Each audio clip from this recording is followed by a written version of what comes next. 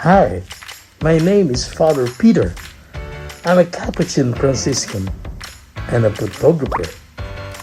Welcome to my YouTube channel where I will give you cups of vitamins for your soul. Please subscribe to my channel, like this video, and leave me a comment. Magandang tanghali po sa inyong lahat. Ngayon po ay magdiriwang tayo ng banal na misa para sa ikalimang linggo sa panahon ng Kwaresma. At iniaalay natin ang misang ito para sa ating lahat, sa inyong mga intensyon, sa lahat ng sambayan ng Pilipino dito sa Bahrain, sa lahat ng Katoliko, sa mga naging biktima ng COVID-19, ng virus na ito. Gayon din sa mga may sakit at sa kanilang madali ang paggaling. Sa misang ito, inaalala din natin ang ating mahal na Obispo, Camilo Balin, sa kanyang madali ang paggaling.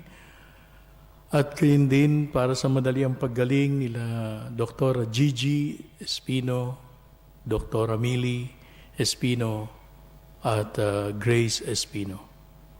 At para sa kaluluwa ni Rolly Espino, sa mga kaluluwa ni Reynerio Nator, Constancio Nator, at sa lahat ng mga namatay sa panahong ito. Pinadalangin natin yung mga frontliners, lahat ng mga doctors, nurses, lahat na nagtatrabaho sa medical field, lalo na sina Dr. Biel Espino at Dr. Adrian Espino. Sa lahat ng ating pamilya, mahal sa buhay. Sa lahat ng inyong intensyon. Ako ay iyong hukuman, pabulaanan ng sakdal, ng may masamang paratang. Diyos ko, tangi ikaw lamang, ang lakas ko at tanggulan. Sa ngalan ng Ama, ng Anak, at ng Espiritu Santo. Amen. Ang pagpapala ng ating Panginoong Hesukristo, ang pag-ibig ng Diyos Ama, at ang pakipagkaisa ng Espiritu Santo naway laging sumainyong lahat.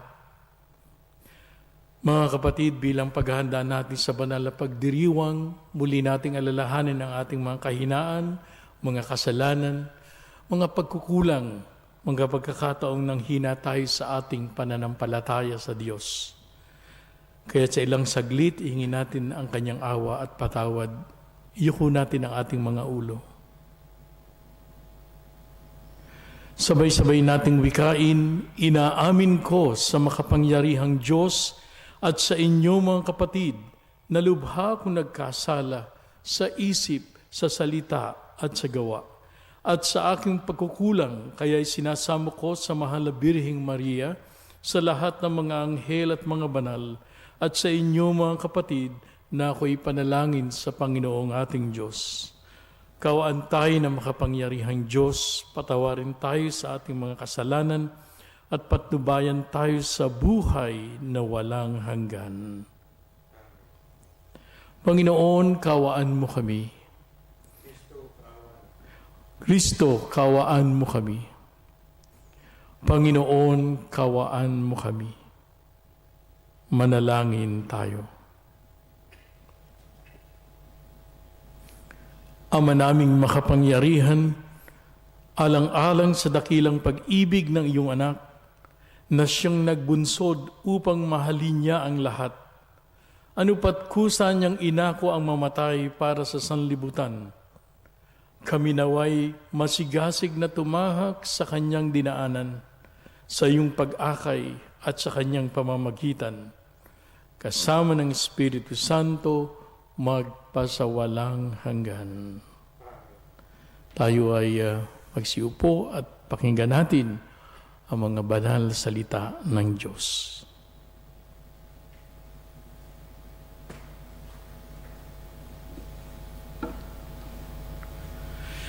Unang pagbasa mula sa aklat ni Propeta Ezekiel. Ito ang sinabi ng Panginoong Diyos. Magpahayag ka. Sabihin mong ipinasasabi ko, bayan ko. ibubukas ko ang inyong libingan, ibabangon ko kayo at iuwi sa inyong bayan. Kung maibukas ko na ang inyong libingan at maibangon ko kayo, makikilala ninyong ako ang Panginoon.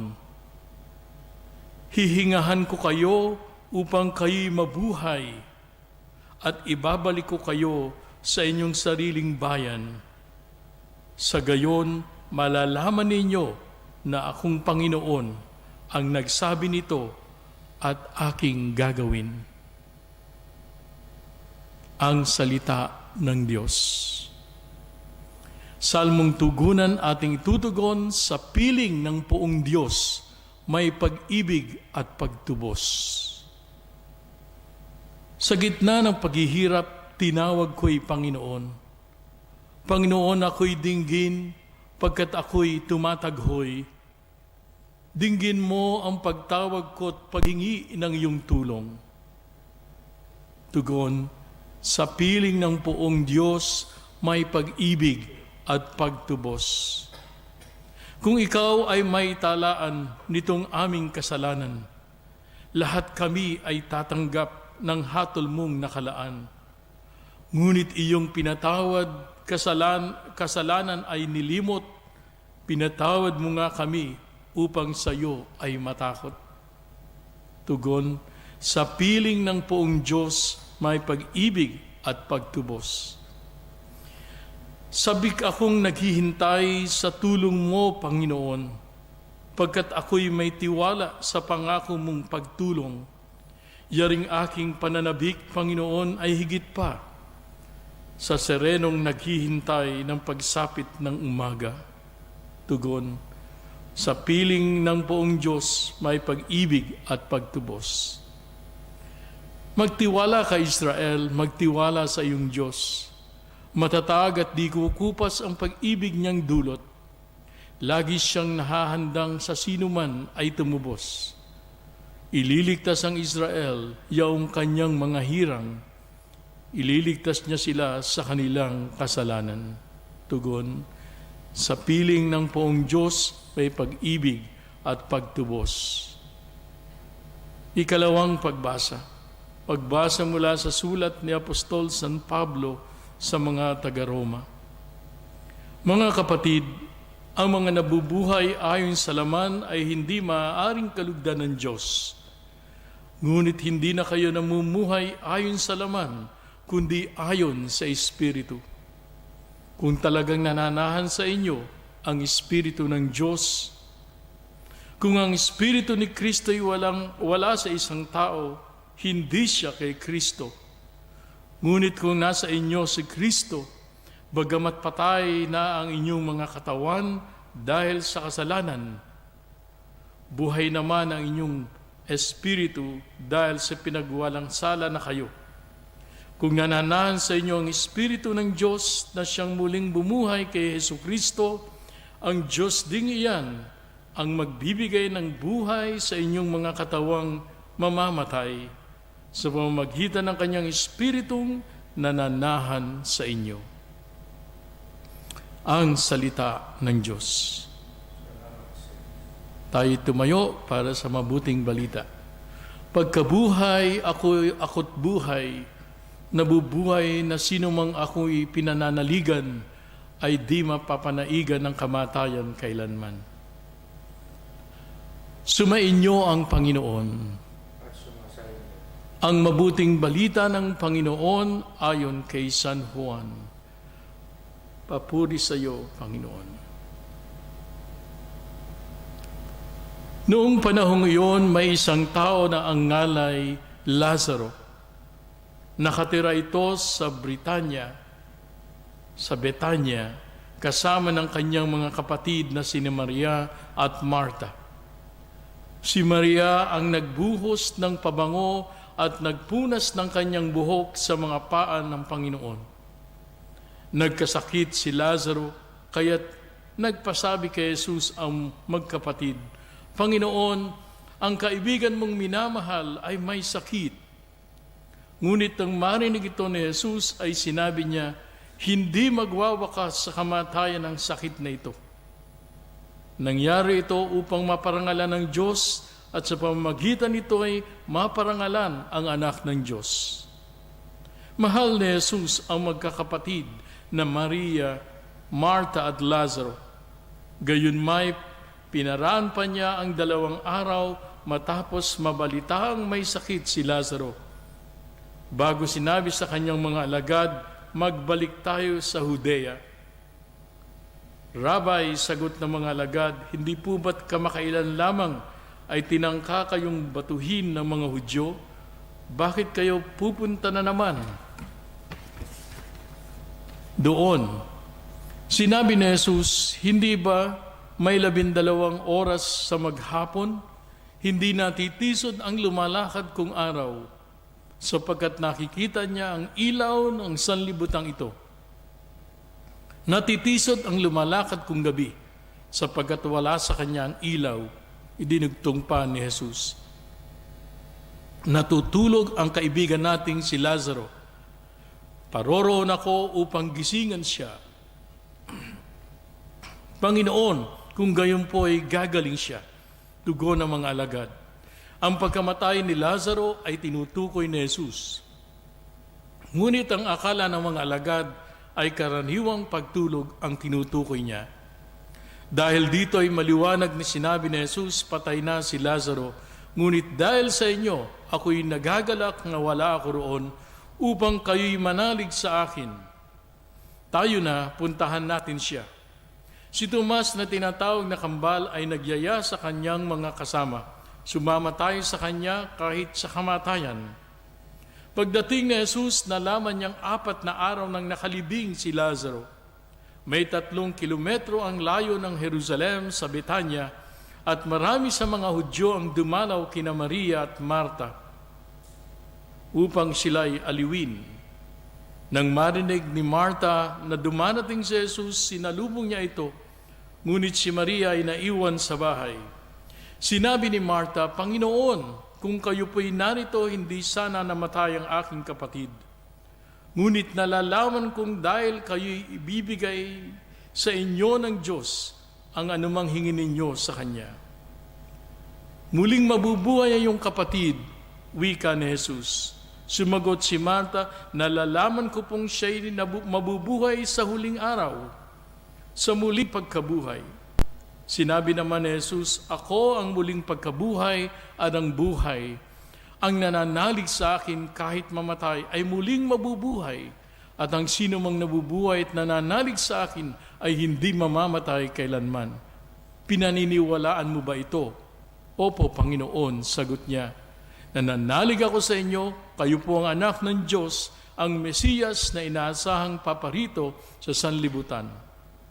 Pagkasabi nito, umuwi si Marta, tinawag si Maria, at pabulong na sinabi, naririto na ang guro, pinatatawag ka. Pagkarinig nito, nagmamadaling tumayo si Maria at sinalubong si Jesus. Hindi pa nakararating si Jesus sa nayon. Naroon pa siya sa dahong kinasalubungan sa kanya ni Marta. Sinundan si Maria ng mga Hudyong umaaliw sa kanya nang siya'y nagmamadaling tumindig at lumabas. Akala nila'y pupunta siya sa libingan upang manangis. Pagdating ni Maria sa kinaroroonan ni Jesus, nagpatira pa siya sa paanan nito. Panginoon, wika niya, kung narito po lamang kayo, hindi sana namatay ang aking kapatid. Nahambal si Jesus nang makitang tumatangis si Maria, pati na ang mga Hudyong kasama niya at siya'y napahimutok. Saan ninyo siya inilibing? Tanong niya. Sumagot siya, Panginoon, hali kayo at tingnan ninyo. Tumangis si Jesus. Kaya't sinabi ng mga Hudyo, talagang mahal na mahal niya si Lazaro. Ngunit sinabi ng ilan na kapag padilat ng bulag ang taong ito, bakit hindi niya mahadlangan ang pagkamatay ni Lazaro? Muling napahimutok si Jesus pagdating sa libingan. Ito'y yungib na natatakpan ng isang bato. Alisin ninyo ang bato, sabi ni Jesus. Sumagot si Marta, Panginoon, nangangamoy na po siya ngayon. 4 na araw na siyang patay. Sinabi ni Jesus, hindi ba sinabi ko sa inyo na kung mananalig ka sa akin, ay makikita mo kung gaano kadakila ang Diyos. At inalis nila ang bato. Tumingala si Jesus at ang wika, Ama, nagpapasalamat ako sa iyo sapagkat dininig mo ako. Alam kong lagi mo akong dinirinig, ngunit sinasabi ko ito dahil sa mga taong nasa paligid ko upang maniwala silang ikaw ang nagsugo sa akin. Pagkasabi nito, sumigaw siya, Lazaro, lumabas ka. Lumabas nga si Lazaro, napupuluputan ng kayong panlibing ang kanyang mga kamay at paa at nababalot ng panyo ang kanyang mukha. Sinabi ni Jesus sa kanila, kalagan ninyo siya at nang makalaya. Marami sa mga Hudyong dumalaw kay Marta ang nakakita sa ginawa ni Jesus at nanalig sa kanya. Mga kapatid, ang mabuting balita ng ating kaligtasan. Pinupuri kita, Panginoong Heso Kristo. Magsiyo po tayo sumandali.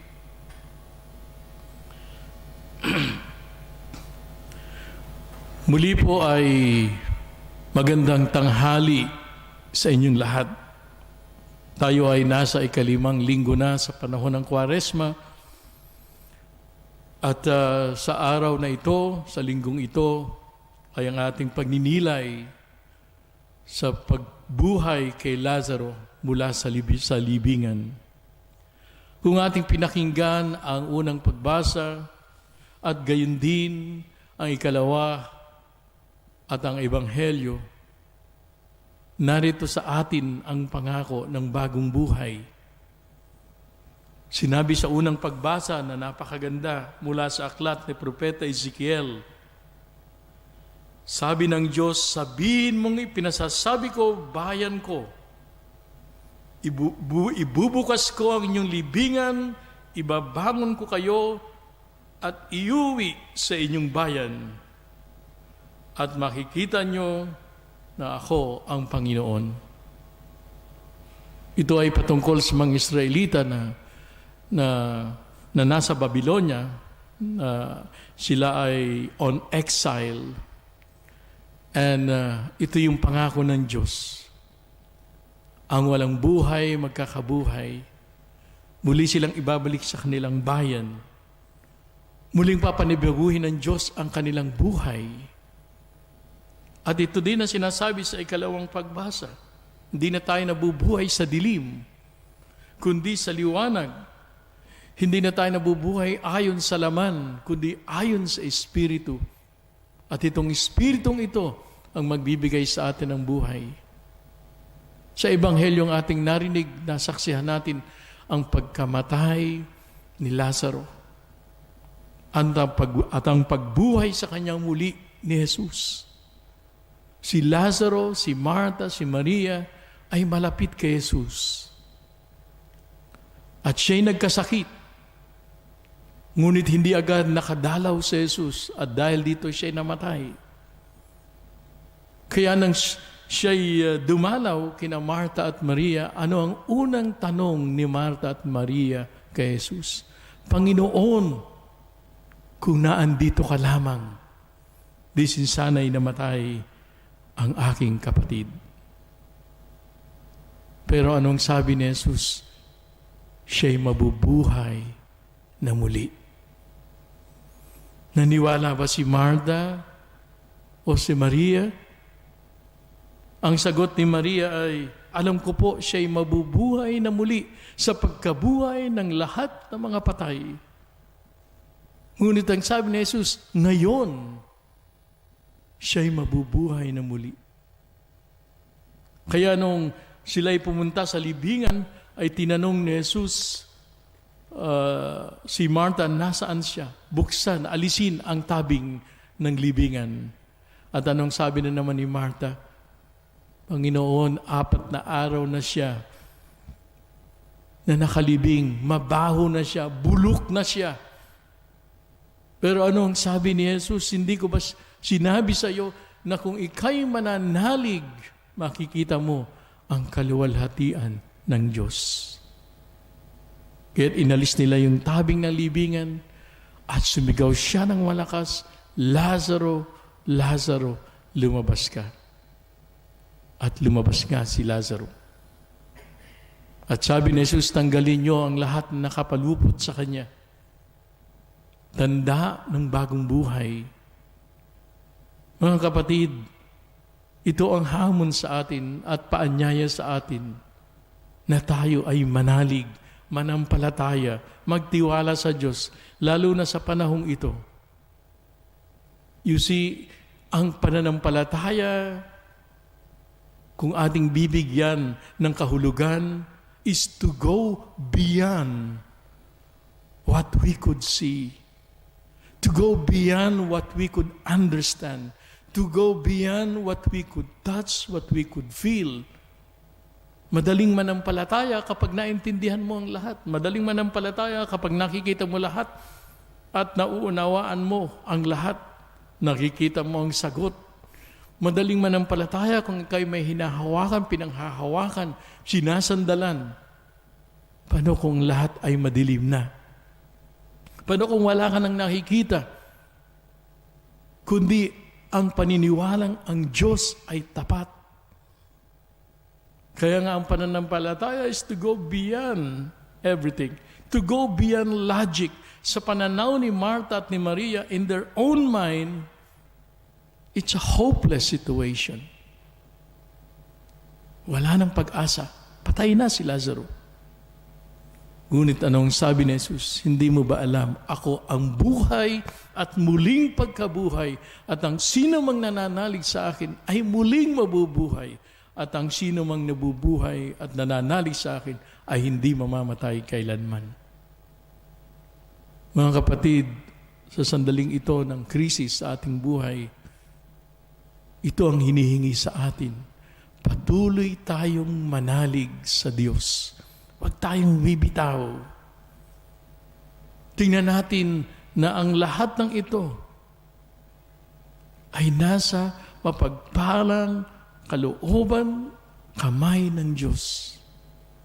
At ako'y sumasampalataya na at the end, you will overcome all this. Kaya nga, sa panahong ito ng Kwaresma, no, tayo manahimik, tayo manalangin. Let us stay home. Pakinggan natin yung tinig na tumatawag din sa atin. Lumabas tayo sa ating pagkawala ng pananampalataya. Lumabas tayo sa ating pagiging makasalanan. Lumabas tayo sa ating kinasasadlakan. At magsimula tayong muli sa panibagong buhay. Alam ko, pagkatapos ng lahat na ito, maaaring bagsak ang ekonomiya, maaaring magsisimula tayong muli. But I hope na magsisimula tayong muli na may bagong pananaw, bagong pag-asa, bagong pagkilos, bagong pandama, ayon sa Espiritu, ayon sa kalooban ng Diyos. Muli, hinihiling ko sa inyo, paubayan natin ang lahat sa Panginoon. Manalig tayo. Siya ang buhay, ang Panginoon ng buhay at muling pagkabuhay. Hindi man natin nakikita, di naman natin naintindihan. Katulad ni Martha, alam natin muling mabubuhay si Lazaro. Alam natin muling mabubuhay ang bayan ng Diyos. Muling mabubuhay tayong lahat. Amen. Pagpalain tayo ng Panginoong Diyos.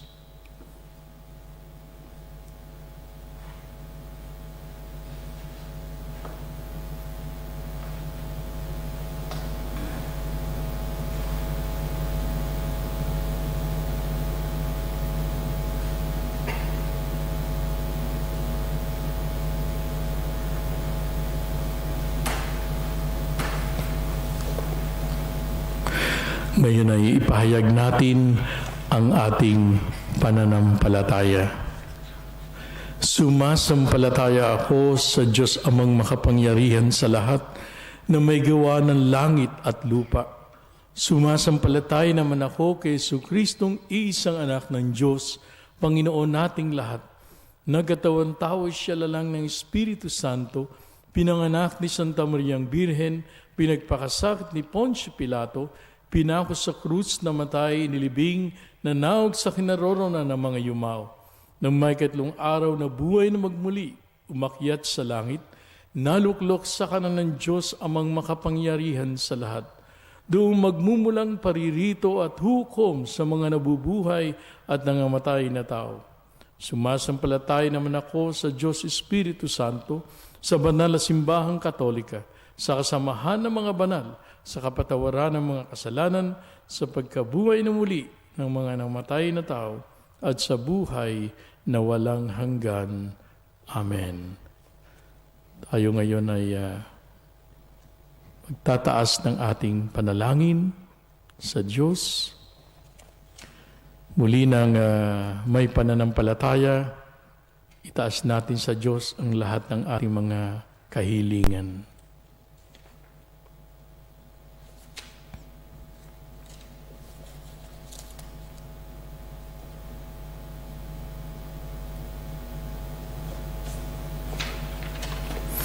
At sa bawat panalangin ng ating isasagot ay Panginoon, kaawaan mo kami.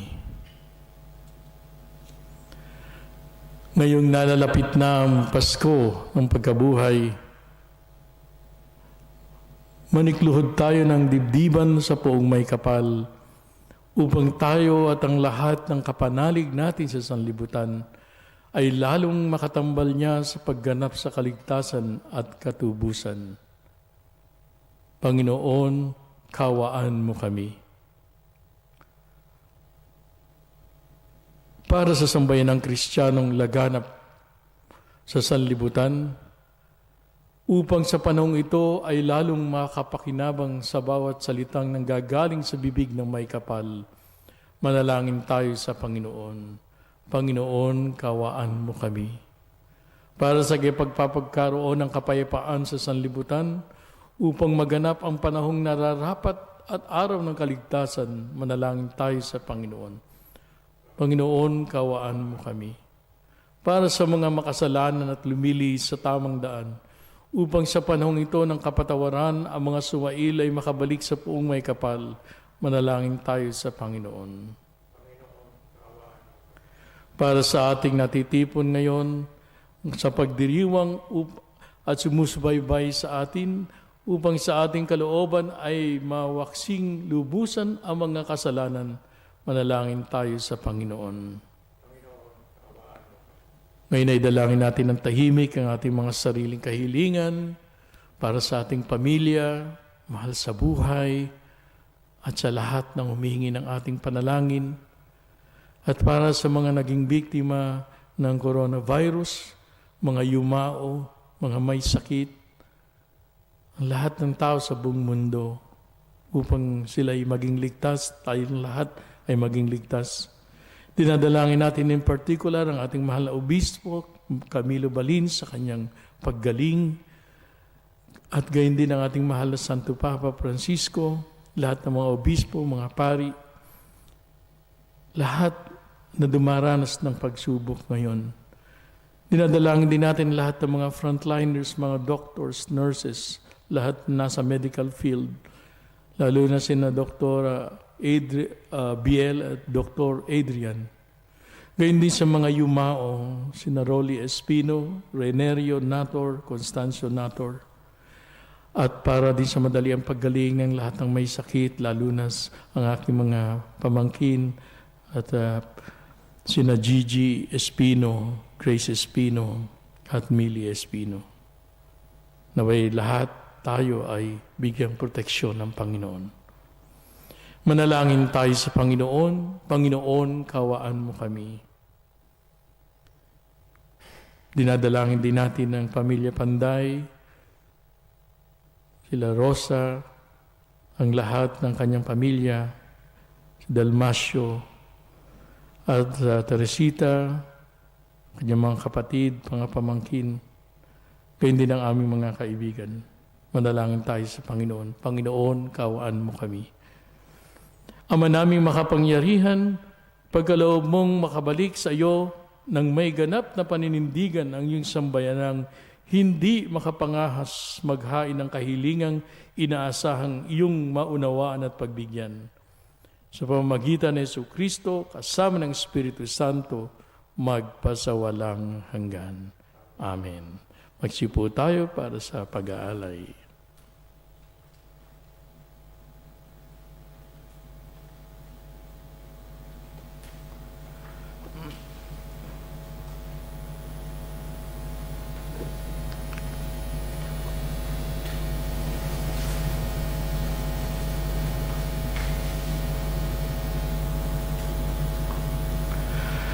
Kapuri-puri ka, Diyos amang lumikha sa sanlibutan. Sa iyong kagandahang loob, narito ang aming maiaalay.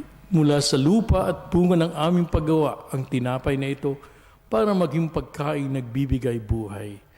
Kapuri-puri ang pong may kapal, ngayon at kailanman.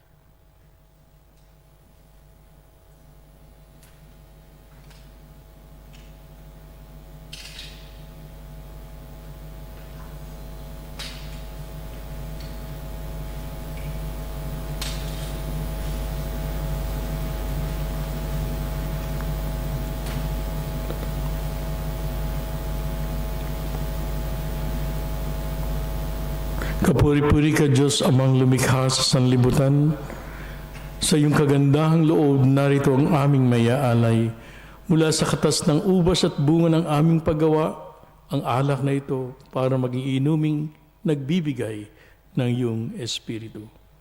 Kapuri-puri ang pong may kapal, ngayon at kailanman.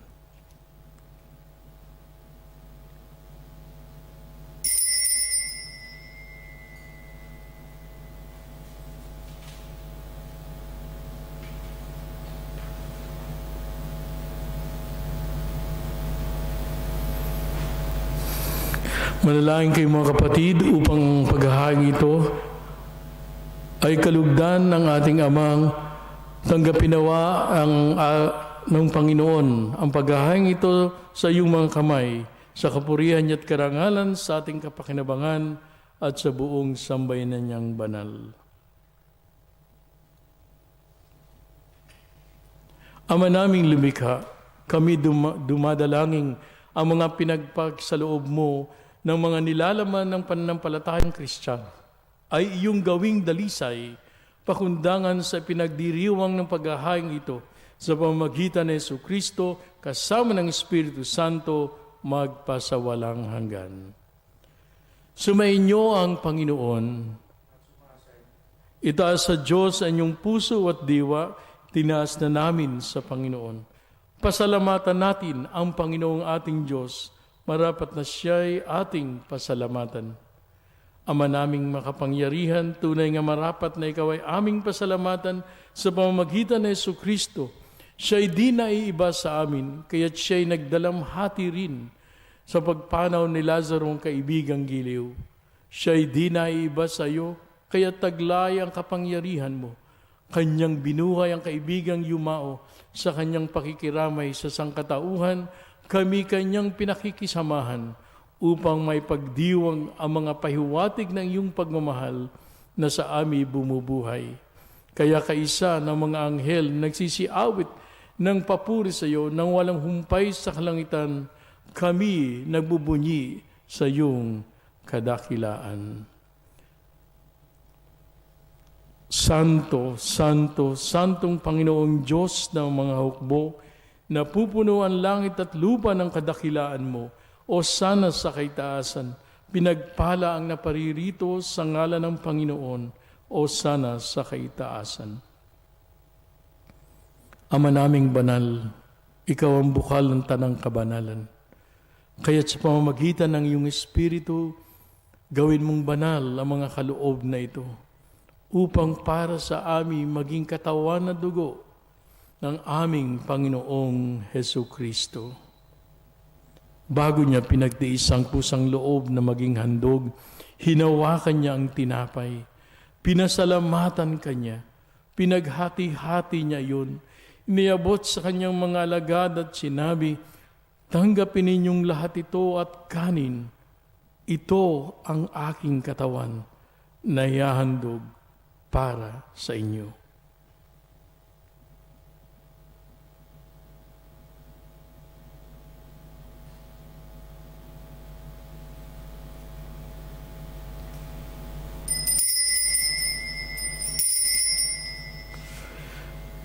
Gayon din naman, nung matapos ang hapunan, hinawakan niya ang kalis. Muli kanyang pinasalamatan. Iniabot niya ang kalis sa kanyang mga alagad at sinabi, "Tanggapin ninyong lahat ito at inumin. Ito ang kalis ng aking dugo, ng bago at walang hanggang tipan. Ang aking dugo na ibubuhos para sa inyo at para sa lahat sa pagpapatawad ng mga kasalanan. Gawin ninyo ito sa pag-alala sa akin."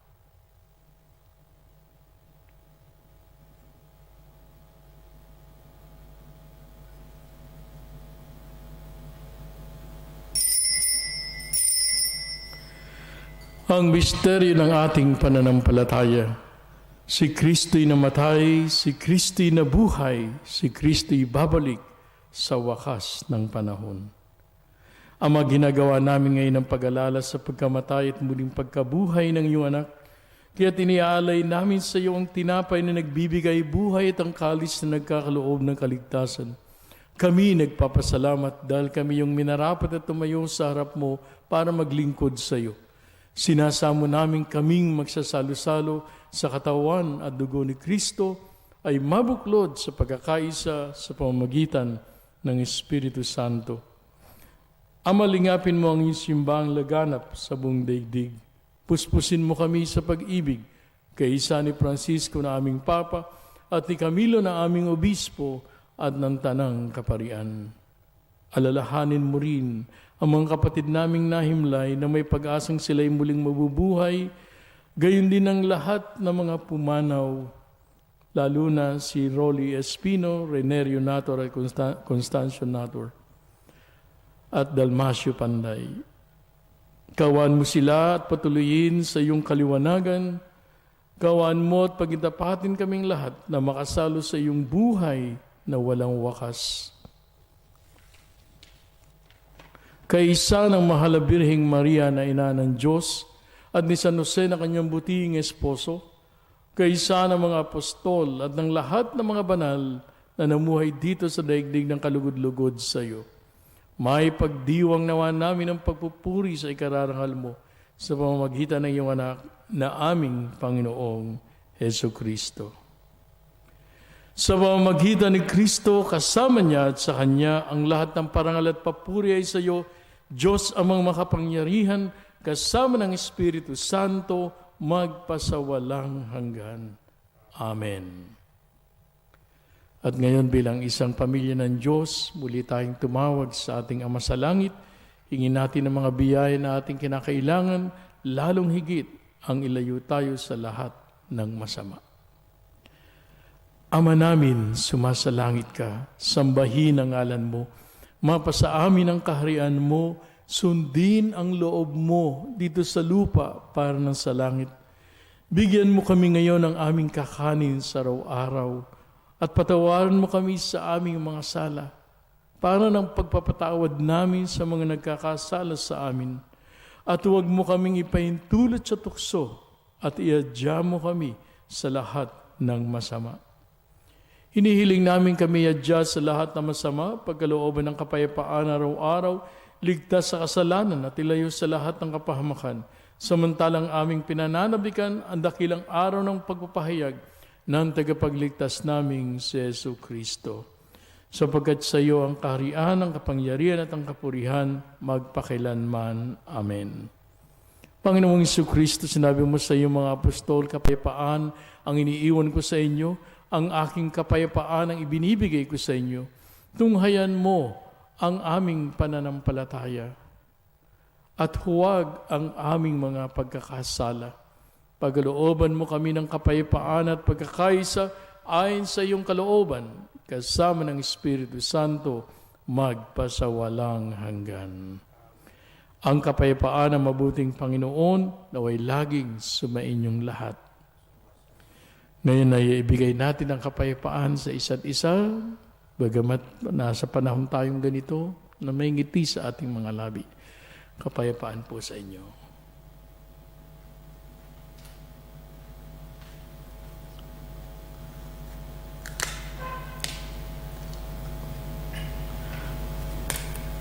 Sa hawak na ito ng katawan at dugo ng Panginoong Kristo, pinawan.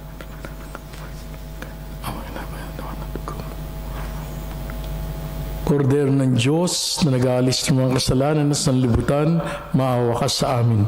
Kordero ng Diyos na nag-aalis ng mga kasalanan sa sanlibutan, maawa ka sa amin.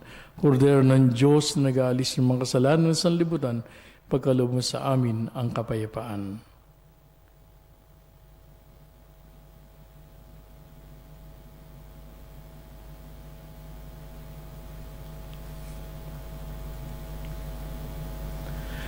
Mga kapatid, ito ang ating Panginoong Kristo, ang ating pag-asa.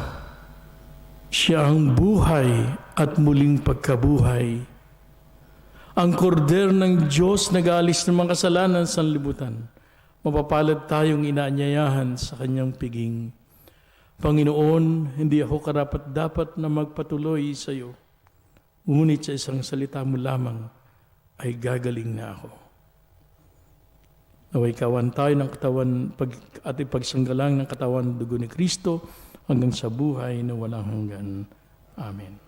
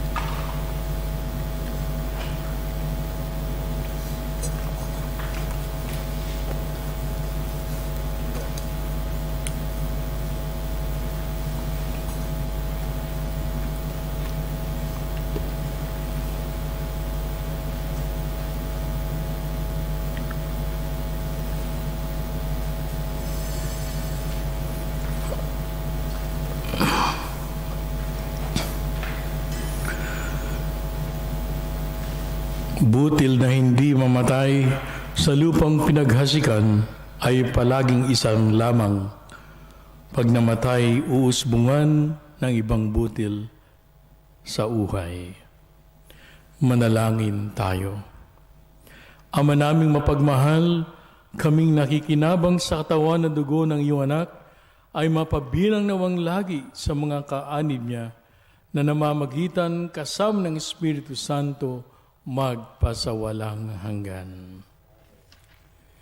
So mga kapatid, tayo manatili sa bahay, palakasin natin ang ating buhay sa pamagitan ng pananalangin. Mamaya ay gagawa tayo ng Station of the Cross, mamayang hapon, at muli ating i-record. No? Samahan niyo ako. Sumainyo ang Panginoon at pagpalain king lahat na makapangyarihan Diyos, pati na inyong pamilya, ang Ama, ang Anak, at Espiritu Santo.